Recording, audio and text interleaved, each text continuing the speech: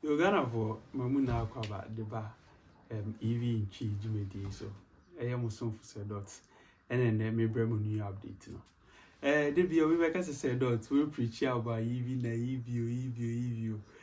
DNA idea Yakota, Yen show EV. Yes, sir, questions in Kofo be some privately. Intimate Felisa was sent me the answer never publicly. No, be on say, me koto EV, I mean, shady. Me share the way. Me consider the way answer na wato. Na even number than a problem mama. Say ni na enim no. Machine be anyway 100% efficient. Na say machine be a dia problem kakra. What I say. Now so ye na their problem no form any epe. Na me sure boss say EV the best for you. Enti ne me ba pe chire mu. Ade a wo so hwe. Ade a wo so ma woni kon. They make sure say we die wum. And then they say we die nim. And why do we EV car? Enti yen shase.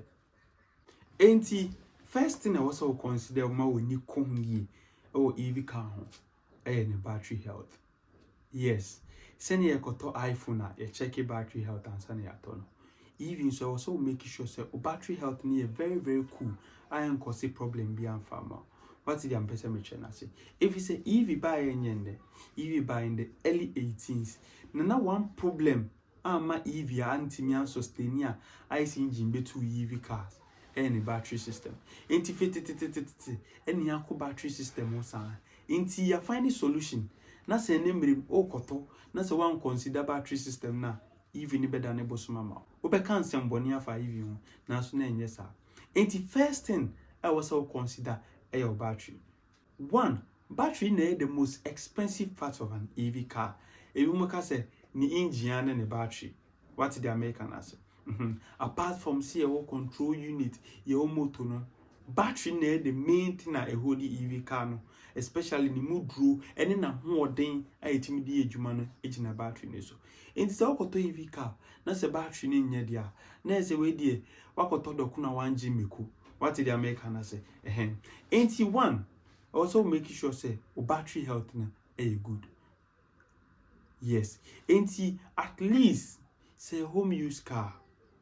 Minim say Ghana de dodo na ni car ho odin a top brand new. Enti home use na ya eja ye todi twitwa ho kakra. Na so koto home use na ba be bosuma na say ba be asema ma wa. Then the one to crank here.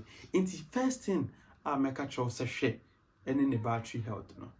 Into wukota say home use now so she kaya metoi nipa kuno how many years anyway chino ebeyem pa anka mayen for diagnostic machine because a diagnostic machine say na o yare ye de okwa ye ko diagnose wo no ana say ye hwehwe wo mu no ti say troubleshooting ye hwehwem e say oh fault be free ha mayen for diagnostic machine in situ ana say yen troubleshooting hwe machine and she say battery health no at least enye kra na ebeka say enye kra na at the 90 because I wokoto car your ma car ni range na is a range no according to the battery health ni addition range no in say wokoto ni ma range na say battery ni ndrusa I promise you the range won't be to your expectation into be making sure say boho battery dey say hia kra chin bi e wo car ni boho na say battery health ni very good or in good state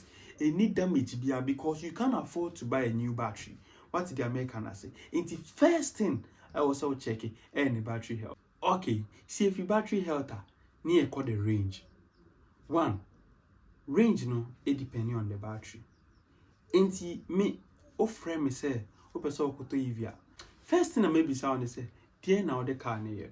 Obi wa ha car no odi fine dwumam no abafie wakwa mokola akwa shopping no abafie wakwa akosra na danfo bi on tampon pie obepia no okọ na dwumam obekwa akosra na danfo bi bia Saturday na Sunday bi insani pakuni say no se we nya car and range ni gidigidi kra oy okay because ono wakwa within the whole week nim wakwa 200 kilometers insani pakuni say or consider this factor no koto car ni range ni fan say 300 kilometer range only problem bia what the American as na so e bia na me anywhere there ye to car na see the ba business obi wa opeso de ye trotro obi wa opeso de ye taxi obi mbo pese odi ye boot me ka trotro na e ho mama ane your EV cars are trotro e very nice and very stronger it's me Ghana roads in Crawford de buy man dwaso ama Crawford so started to into trotro for sika semunti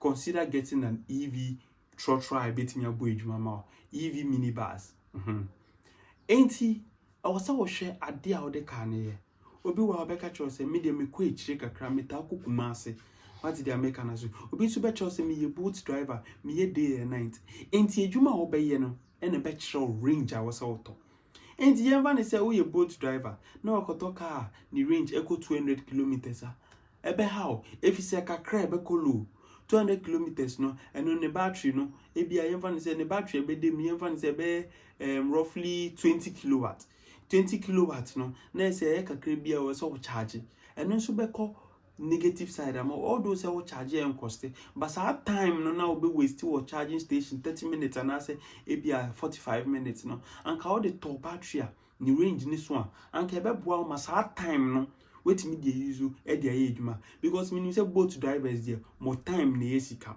what did I mention as enti I was so making sure say ube hu adekode a ode kan e ba be ebi all the family van mo de be call event 1212 be wo mu a mo de betu kwa akukuma ase e wo mu a de be call nti wo so show range no so far fi say EV cars buy ya minya experience and as me exposed to EV cars or Ghana the lowest range me hu 250 and the lowest range I think and only a Willy EV car be a friend Willy very very cute and small what did the American as and only the lowest one I mean be if you on me 300 me 305 me 350 me 400 me 405 me 450 me ako if you the range crack 800 kilometers enti when it say o kota I was so kilo men say even to go do me chiamo o ka na EV any man ba ko dabi I was so making sure so be checking range no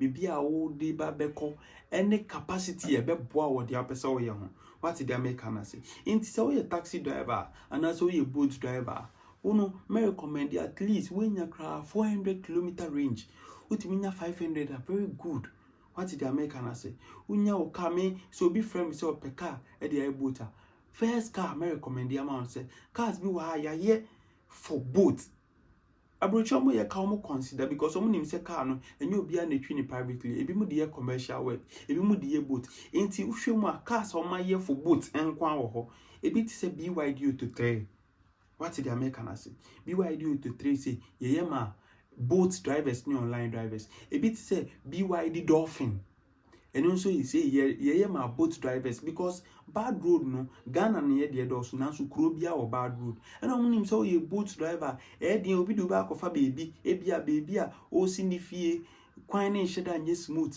what you say enti they consider everything and on my cars no say enti men western those troubles what you say enti so ye boat driver no uska na say o person okoto EV na say o de ye boat man we the range ni okay South to 3 American was me and we call 500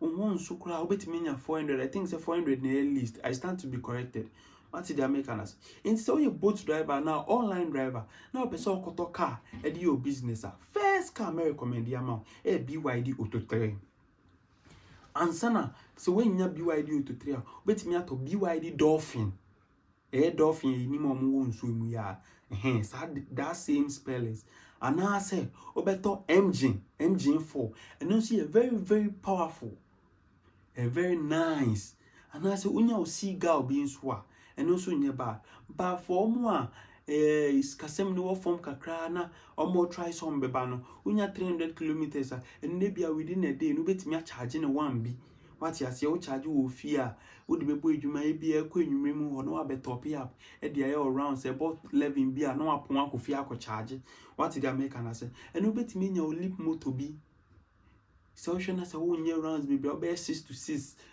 boat driving na wo nya willing betimi de wafa ye o don fen kakran so wo ho what did America na say your cars be aye looking very cute obetimi de o boat rounds now so the me recommend the amount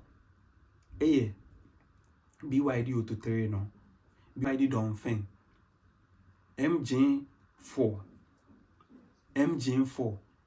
and a Seagull, which is BYD Seagull. And na me recommend the amount. It's answer in Kofwe di one dance practically. And yet the mission online, and I say, yet the amati, and then yet the amakai. Practically, experience of more with me is car to be no. From the experience, no, these are the best recommendation. I made me the amount. Into over consider range. So you'll be on himself call long distance. Obi wa o free a crack on off. It's not a problem. Obi beka say na o connect ko short to kwan ho. And nothing na so hu car auto. Any adwuma o de kwa akoye. Enti so nim so you be a call long distance. Obetimi age car bit car na range. Car na capacity range ni about say 800 kilometers, because from the southern part of Ghana, which is Accra, to the upper part of Ghana, which is upper north, 738 kilometers. Now so kita 800 kilometers are considering major kwa nwa to nso kakra ni bibiano ebetimi de wakodu north ntu ba no a charge obeka se na north ye ni charging station na hwe unim rounds a unim routine a unim star be ye oniema obetimi ape travel charger at car travel charger ni say your ranges abro form nye bibia akwasa o bia when ranges send your car you 300 kilometers you 400 kilometers Samsung travel charger you will be a 5 kilowatts you 7 kilowatts you 55 kilowatts crowd and when himself oh ko ha what power ho enema e de go car mu there's no way abeko no for beka trim say light enough and na when himself light in new crowd udu kumasi when himself light wo obetimi parki a charge ne kakra unya fast charging stations sisi a make us say ebu kumasi ebu Accra ebu major cities no, because EV is taking over rapidly.